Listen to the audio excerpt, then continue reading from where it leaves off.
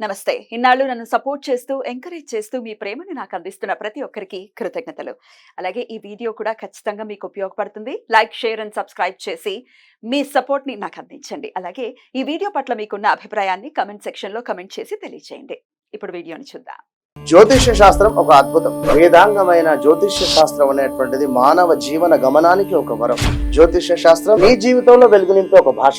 ఆ భాష నీకు అర్థమైతే ప్రకృతి నీతో మాట్లాడుతుంది. అస్ట్రాలజీ నేర్చుకోవాలి అనుకునే వారికి అద్భుత అవకాశం. మురళీధర శర్మ గారి అస్ట్రాలజీ క్లాసెస్ అతి త్వరలో మొదలు కాబోతున్నాయి. 100% జాబ్ గ్యారంటీ. వివరాల కొరకు సంప్రదించండి. నమస్తే, వెల్కమ్ టు అవర్ ఛానల్. నేను పద్మిని. ప్రస్తుతంతో పాటు ప్రముఖ astrologer, tarot card reader, Vedic nutritionist, అలాగే స్పిరిచువల్ హీలర్ వనజ రామశెట్టి గారు మనతో పాటు ఉన్నారు. మాట్లాడదాం.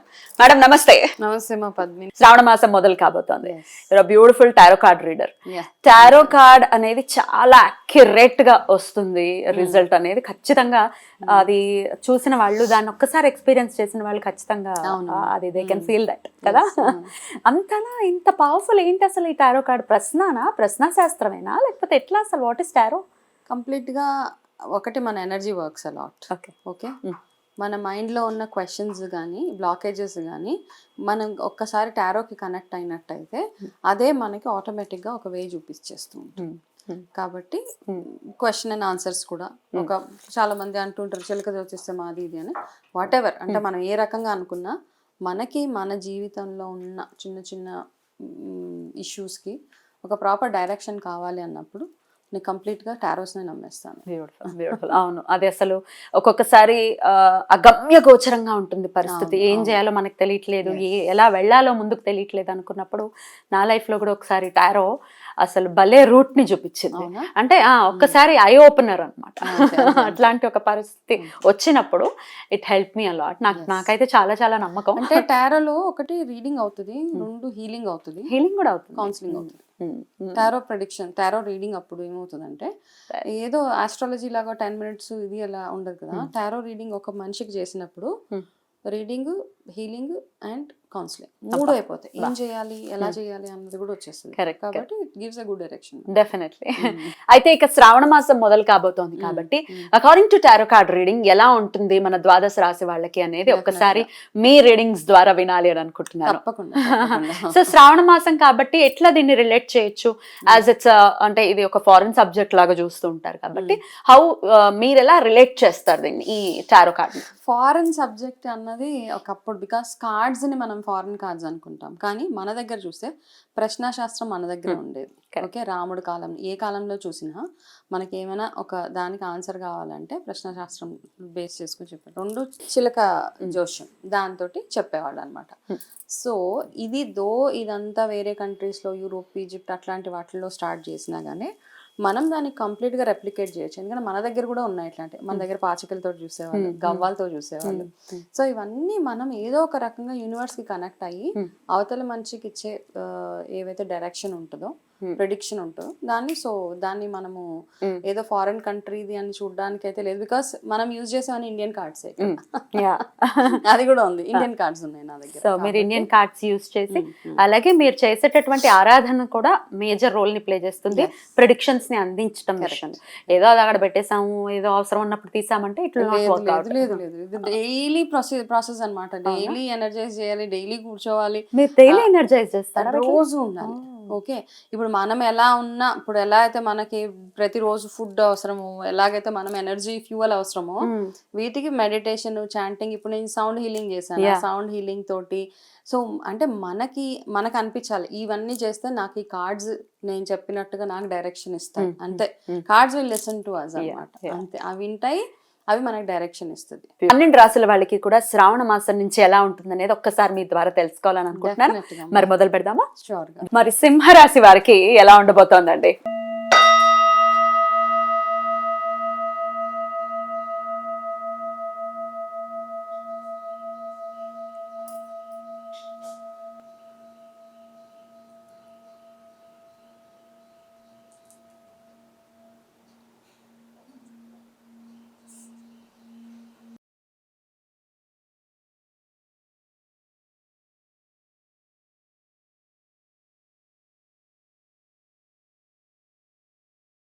సింహరాశి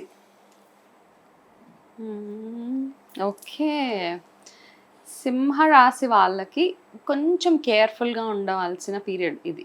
చాలా జాగ్రత్త పడాలి. మీరు ఏది అనుకున్నా అన్నీ కాస్త రివర్స్ అవుతూ ఉంటాయి అన్నమాట. సో నథింగ్, అదే ఏది ముందుకు వెళ్ళట్లేదు అంటే ఏది వెళ్ళదు యాక్చువల్గా. కాబట్టి కాస్త కేర్ఫుల్గా ఉండాలి మీరు. మంత్ అంతానా అండి? మంత్ మొత్తం యాక్చువల్గా పీరియడే కాస్త అటు ఇటుగా ఉంది సింహరాశి వాళ్ళకి. ఓకే, వాళ్ళు మొన్నటి దాకా ఐ మీన్ ఒక పీరియడ్ వరకు వాళ్ళకి చాలా మంచి టైం నడిచింది. కొంచెం సింహరాశి వాళ్ళు కాస్త కేర్ఫుల్గా ప్రతి ఒక్క అడుగు ఆచితూచి వేయడం ఒకటి. మీరు చాలా కాంప్రమైజెస్ అవ్వాల్సిన టైం అన్నమాట ఇది. చాలా విషయాలలో ఎక్కువ ఈగో, చాలా అహంకారం కానీ ఈగోస్ ఇట్లాంటి దానికి ఏ పేరున్నా చెప్పండి. అంటే అహంకారం అంటే కొంచెం రూడ్గా ఉంటుంది, కాకపోతే మీకు కాస్త కొంచెం ఈగో ఎక్కువ అనమాట. సెల్ఫ్ రెస్పెక్ట్ చాలా ఇంకా బాగా చెప్పాలి అంటే. సో ఆ సెల్ఫ్ రెస్పెక్ట్ దగ్గర ఎక్కడో కాంప్రమైజ్ అవ్వాల్సి వస్తుంది మీకు. మీరు చేయదు అనుకున్నవన్నీ చేయాల్సిన సిచ్యువేషన్ టైం ఇది. బట్ అట్లా కాంప్రమైజ్ అయితేనే బెటరా?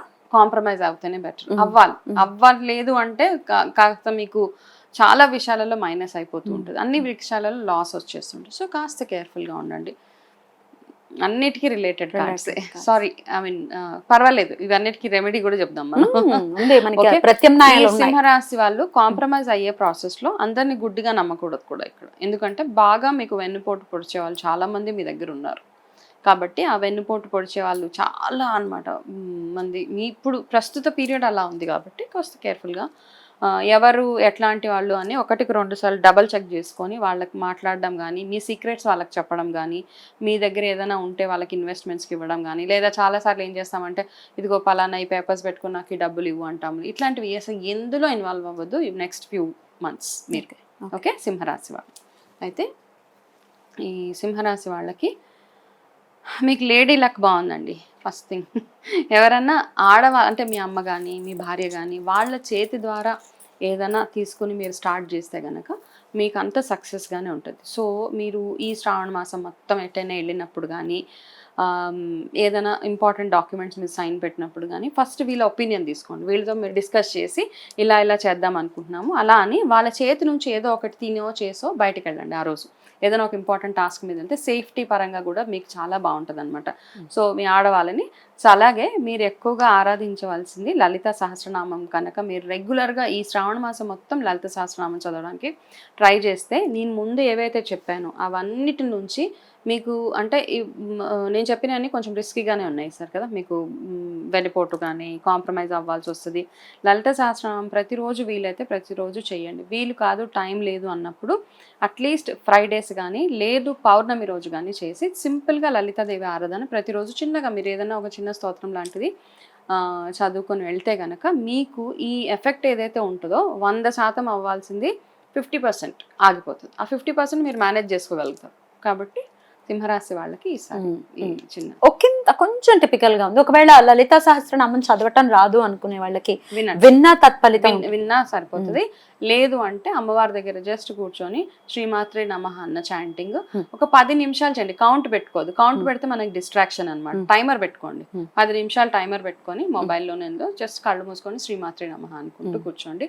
ఏ పని మీద వెళ్ళినా నేను చెప్పాను కదా, మీ ఆడవాళ్ళ చేతి మీదుగా ఏదన్నా ఒకటి తిని పంచదార, పెరుగు, పంచదార ఇట్లాంటి మనకు చాలా ఉన్నాయి. నిత్యం డైలీ లైఫ్ లో కూడా ఆఫీస్ కి వెళ్తున్నాం ఫర్గెట్ అసలు మీరు మనం డైలీ వెళ్లేదే కాదు, డైలీ వెళ్లే దాంట్లో రోజు వీలు చేయాల్సింది ఈ రెమెడీ చేస్తే చాలా మీ లైఫ్ లో మంచి చేంజెస్ ఉంటాయి. ఏం టెన్షన్ ఏమీ లేదు. బట్ చెప్పాలి, టారో రీడింగ్ లో ఏ రీడింగ్స్ అయితే వచ్చాయో అవి చెప్పాలి కాబట్టి చెప్పా. డెఫినెట్లీ ఎందుకంటే టారో కరెక్ట్ గా మనల్ని గైడ్ చేస్తుందని ఇందాక ఆల్రెడీ మనం మాట్లాడుకున్నాం. సో డెఫినెట్ గా లలితం ఉంది అన్న నమ్మకం గట్టిగా పెట్టుకుంటే ఏ ప్రాబ్లం ఉండదు, అందులో ఎటువంటి సందేహం లేదు. పైగా ఈ మాసం అంతా చక్కగా పూజలు హడావిడిగా వెళ్ళిపోతుంది కాబట్టి కొంత కేర్ఫుల్ గా ఉంటే సరిపోతుంది. రైట్ అండి, చాలా బ్యూటిఫుల్ గా ఎక్స్ప్లెయిన్ చేశారు.